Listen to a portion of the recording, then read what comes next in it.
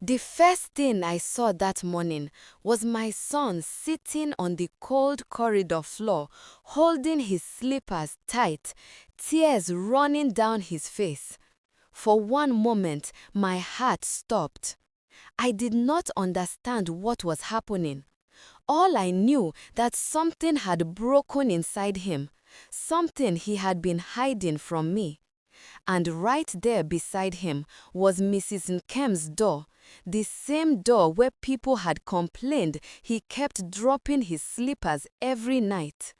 I remember kneeling fast and calling his name again and again, but he just kept crying, shaking like someone who had been carrying a heavy load alone for too long.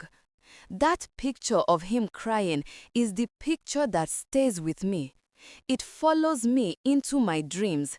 It troubles me till today. But that is not where this story started. Let me go back to when the signs first came, even though I did not see them clearly. Maybe I refused to see. Maybe life was swallowing me too much. Before that morning, nothing looked strange enough to warn me. I was a tired widow trying to keep a small food stall alive. I was waking at 4 a.m. every day, going to the market, cooking, selling, smiling for customers, even when my legs felt like they were carrying stones. And every night I came home so tired that sometimes I even slept off on the chair before touching the bed. Somto, my only child, was always quiet, always gentle. He was 15 but carried himself like someone older. He washed plates, swept the room, did his schoolwork. I trusted him. Maybe I trusted him too much. It started the first night I heard small footsteps passing my door around 9 p.m. I thought he was going to fetch water or check something in the corridor. I did not bother. The next morning, someone in the compound said they saw slippers at Mrs. Nkem's door. They were laughing about it. They said one small boy in the house was doing night plays. I did not even think it could be my son. But it continued. Day after day, people in the compound murmured. They said one boy did not have home training. They said he was doing nonsense. And when I finally heard the description of the slippers, my chest tightened. They were my son's slippers. My heart beat fast, but I still tried to act normal. I called him inside one night and asked him why he was doing it. He bent his head and said he did not know how to say it. That answer annoyed me and confused me. I scolded him. I told him to stop disgracing me. He only nodded, but something in his eyes told me it was deeper than stubbornness. Still, I was too tired, too worried about my stall, too distracted to push further. But the dropping did not stop. And the more he did it, the more people talked. They said strange things. They said maybe he was being influenced. Maybe he was seeking attention. Maybe he had a problem. One evening, I saw him walking fast from Mrs. Nkem's door. His shoulders were shaking. When he noticed she had opened the door, he panicked like a trapped animal and ran inside. I called his name, but he did not answer. That night, I could not sleep. Something was wrong, and I was missing it. I should have held him that night. I should have sat him down and begged him to talk. But I told myself he was just being a teenager, and I pushed the thought away because my stall had made no profit that day, and my mind was crowded. Then came that morning. That morning when Mrs. Nkem opened her door and found my son crying on the floor. That morning when he begged her with his whole body shaking. That morning when everything I thought I knew about my own child changed. That morning is where this story truly begins.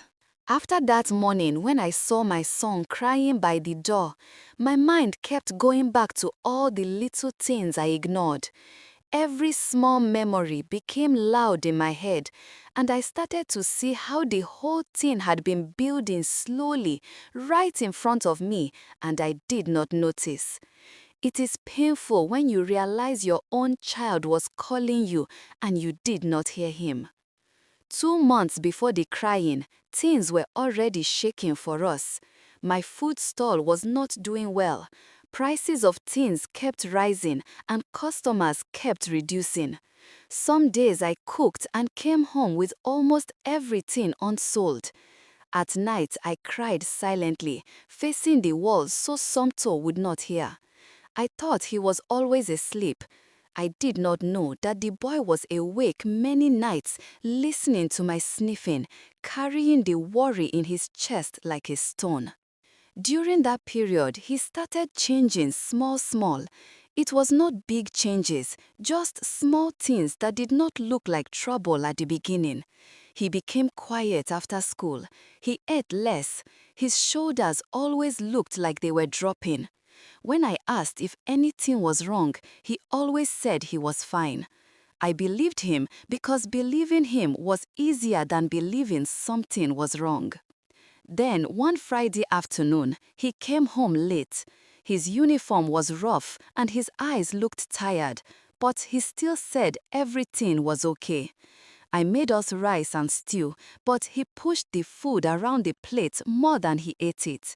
I told myself maybe he just ate at school. I did not think of anything else. Now I see how blind I was. A week later, I noticed him counting money in his room. Not big money, just small coins and notes. I laughed and asked if he was saving to buy something. He said no. That answer confused me, but I let it go. I did not know he was trying to save to support me, to help with the things I could not afford anymore. One evening, he came home with a faint mark on his forehead. He told me he hit his head on a desk at school. I cleaned it for him and warned him to be more careful. I did not know that he had fainted in school that day, that they carried him to the clinic, that he had not eaten breakfast that morning because he left it for me, thinking I needed it more. That clinic visit was where everything truly shifted for him, even though I did not know. It was where he met Mrs. Nkem properly. She was the nurse who attended to him. I later heard that she talked to her softly, like someone who understood things. She told her something simple, something that entered her heart and sat there. She told him to talk to me, that I loved her, but I could not see everything he was carrying. Those words stayed with him. They became heavy inside him. He wanted me to hear him, but he did not know how to start. He was scared of adding to my worries. He was scared of seeing me break. So he found another way, a small, strange way, a way only a child who is drowning silently could create. Dropping his slippers at her door was the only language he could think of. It was a quiet cry for help, a small signal, a strange bridge he hoped she would cross. Every night when he walked out with those slippers, he was begging for someone older to please talk to me, to help him say the things he could not open his mouth to say. But I did not understand the sign. I did not read it. Not until the morning everything broke open. The morning my son cried in front of Mrs. Nkem's door started like any other day. I woke up before sunrise, ready to go to the market. I was tying my wrapper when I noticed his bed was empty. My heart jumped, but I told myself he probably went to the corridor to fetch something. I stepped outside, and that was when I saw him.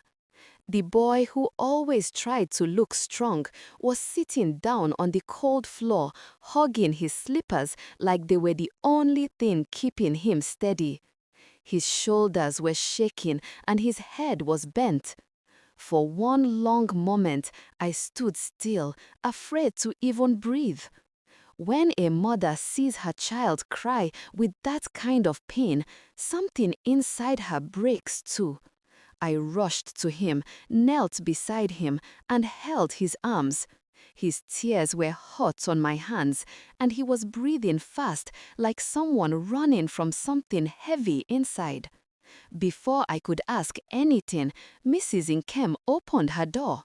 She froze when she saw him. Her face changed from surprise to confusion, then to worry. She stepped forward slowly, like she was afraid she might say or do the wrong thing. I tried to pull Somto up, but he held the slippers tighter and pressed himself closer to the door. Then it happened. He lifted his wet face and spoke with a voice that sounded like a small child begging for rescue. He asked her to please talk to me. He said he did not want her to be angry. He said he was sorry for dropping his slippers. He said he did not know how to say it any other way. As he talked, his voice kept breaking, and every broken word stabbed me. I had never seen him like that in his 15 years of life. I kept asking myself what I missed, how long he had been carrying this inside. I asked him what he was talking about, but he only cried harder. His whole body was shaking. That was when Mrs. Nkem touched my arm gently and told me we needed to talk inside, away from the curious eyes of tenants, already keeping from their doors. My legs felt weak, but I nodded. We helped Somto inside the room. He sat on the edge of the bed, wiping his face with the back of his hand, breathing like someone who had been underwater too long. Mrs. Nkem looked at him, then at me. She sat down quietly, like someone who had been holding a secret for too long and had finally reached the place where the secret must be opened. She explained that 2 months earlier, my son fainted in school. They brought him to the clinic where she was working that day. She said he had not eaten that morning. She said he looked tired, older than his age, like someone carrying too much. She said she told him to talk to me because sometimes children think they are helping by hiding their worries, but they are only digging a deeper hole for themselves. Every word hit me like a stone. I felt my eyes fill, but I tried to stay strong as she talked. She said since that day she had been thinking about him. She said she could see he was troubled, but she did not know how to approach me without making things worse. She thought I already knew. She thought he had talked to me. When she finished, the room went silent. My son kept staring at the floor. His slippers were still in his hands. That was the moment I finally understood that my child had been drowning quietly while I was too busy trying to survive. And he had been begging for help in the only language he could think of. When the truth finally entered the room, it felt like the air became heavy. I looked at my son and wondered how a child could hide so much pain behind such a quiet face. I sat beside him on the bed, but he kept his eyes on the floor, like he was ashamed to look at me. My heart ached because I realized he thought he had failed me, when in truth I was the one who failed him. I asked him gently to tell me everything, not as a command, not as a mother scolding a child, but as someone begging for the truth before it sank deeper. He wiped his face again. Then he started talking slowly, like each word was fighting its way out. He said he had been watching me cry at night. He said he always waited until he thought I was asleep before he let his own tears fall. He said he hated seeing me tired every day, working from morning till evening with almost nothing to show. He said he did not know how to help because he was still too young, but the worry kept growing inside him like a shadow. He told me he started keeping small money from his lunch allowance, skipping food at school so he could save it for me. Hearing that made my chest tighten until I felt I could not breathe. I had been blaming myself for not giving him enough, not knowing my boy was starving himself to help me strong. Then he said the day he fainted was the day he realized how weak he had become. He said he woke up in the clinic and the first face he saw was Mrs. Kem's. He said she talked to him kindly and told him something that touched him deeply. She told him he did not have to carry everything alone. She told him his mother loved him, but I could not see his pain unless he spoke. He said her words felt safe, like someone finally understood him. But when he came home that day and saw me crying again before I wiped my face, he became scared. He felt that if he told him what he was going through, it would add to my load. He said he kept trying to tell me, but the words would not come. He was afraid of breaking me. He was afraid of being the reason I cried more. Then he said something that broke me completely. He said dropping his slippers at her door was the only way he could call her without shouting or causing trouble. He said every night when he placed the slippers there, he was begging her silently to please check on me, to please help him talk to me, to please help us. He said he was praying inside that someone older, someone who understood things better, would help him find the right words. My hands shook as he talked. I felt a sharp pain in my chest because I had been so busy fighting for our survival that I left my child to fight alone. I kept thinking of all the nights I told myself he was fine because he was quiet. I kept thinking of the signs I pushed away because I was too tired to look deeper. When he finished talking, he started crying again. He said he was sorry for disgracing me in the compound. He said he did not mean to cause trouble. He only wanted someone to help me. He said he felt like he was losing me, losing us, and he did not know what else to do. I held him tight, and in that moment, I felt the weight of all the things he carried pressing against me. I cried too, not because I was weak, but because I finally understood how much my child had suffered in silence. I realized that even I was trying my best had left him alone in a place where he should never have been alone. And as I held him, I promised myself silently that whatever came next, whatever battle we had to face, we would face it together. No more secrets, no more silent tears, no more heavy loads hiding in the dark. After everything came out that morning, the room felt quiet in a new way. Not the kind of quiet that hides pain, but the kind that comes when a wound has finally been opened and fresh air is touching it.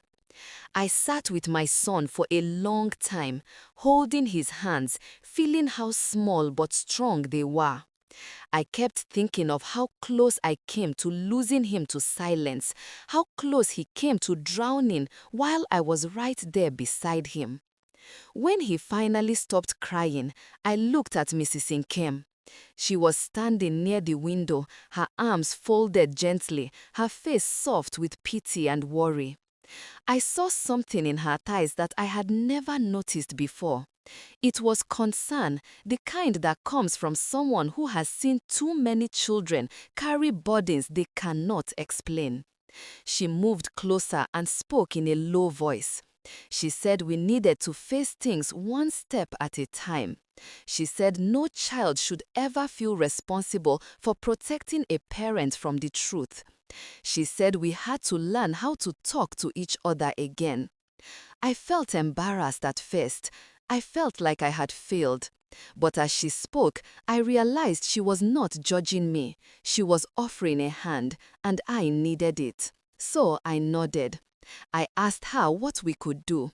She smiled small and said she would help in any way she could. Not because she felt sorry for us, but because she believed we could rise again if someone just helped us balance. That afternoon after she left, I sat with my son properly for the first time in a long while. We talked, really talked. I told her about my fear of losing the stall, my fear of not being enough for him, my fear of failing both of us. He looked at me with eyes that carried too much wisdom for his age. He said he never wanted me to think I had failed, that he only wanted to help because he loved me too much to watch me struggle alone. We made a small agreement that day. From that moment forward, no more hiding pain, no more pretending, no more carrying loads in the dark.